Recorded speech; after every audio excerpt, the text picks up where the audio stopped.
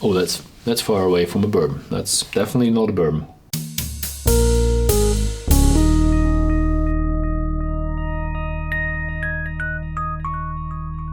Hello and welcome to Whisky.com, where fine spirits meet. And today we try the Seagrams 7 Crown. And this is an American whiskey. And immediately when you look on the bottle, then you read American whiskey.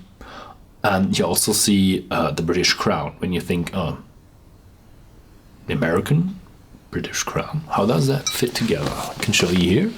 We have American whiskey. And this is the British Crown. So, America, still part of the British Empire. Did you forget 1776? 1776, yeah.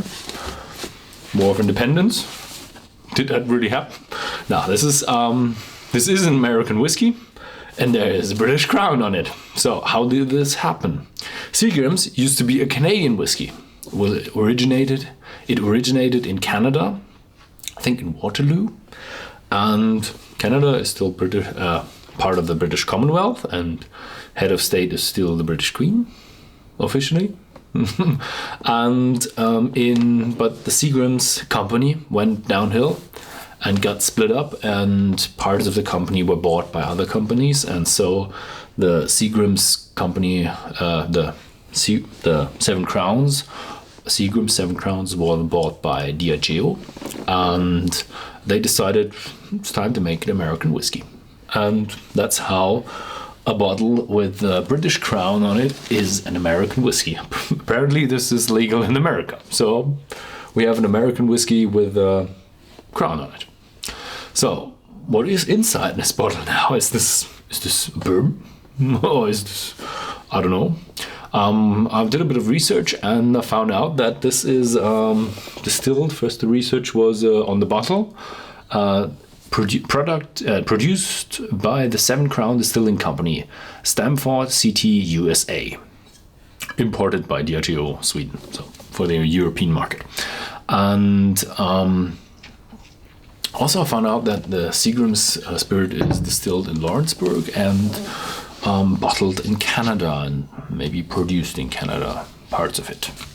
This is a blended, here it says a blend of distinctive character. So it's a blend. It can come from various parts of distilleries. So we are looking at a blend from mainly Stamford, probably parts Lawrenceburg.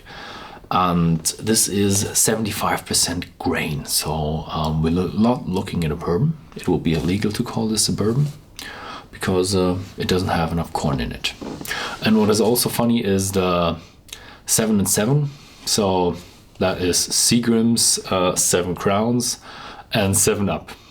I guess it's not the best drink because it's probably just because it's cool to say 7 and 7, 7 Crowns and 7 Up. So I don't think that was born of taste and flavor, so more of the joke on the word. So I will try it. When I've done it, then you will find the link here or in the description. And yeah, let's have a try. It's a no cork, it's a screw cap. And yeah, so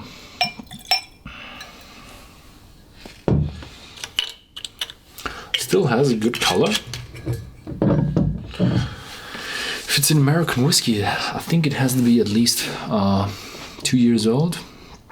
Matured in American white oak, so the color would suggest it. But if this would be a Canadian product, it could be used barrels and colorizing.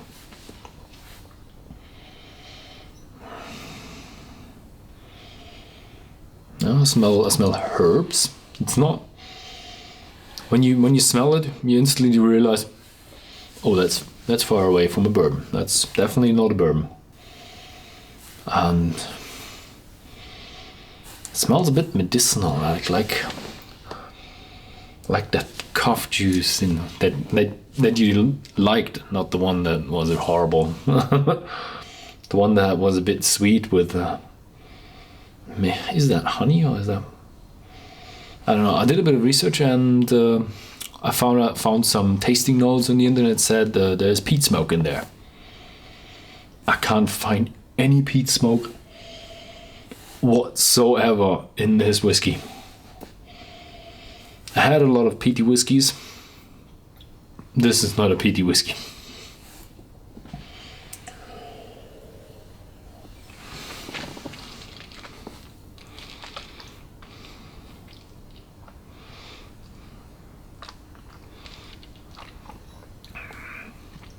Really, really smooth.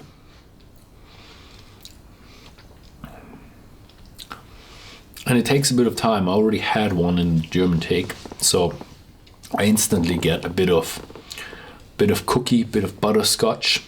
Not as sweet as from like the caramel side of other American whiskeys, but a bit of a subtle cookie. I think that comes from the grain part.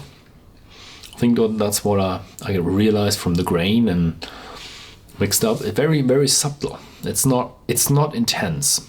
If you try a bourbon, you have that great vanilla, and sometimes you have a great wood, and not in here. This is very, very subtle. I get a bit of an alcoholic note.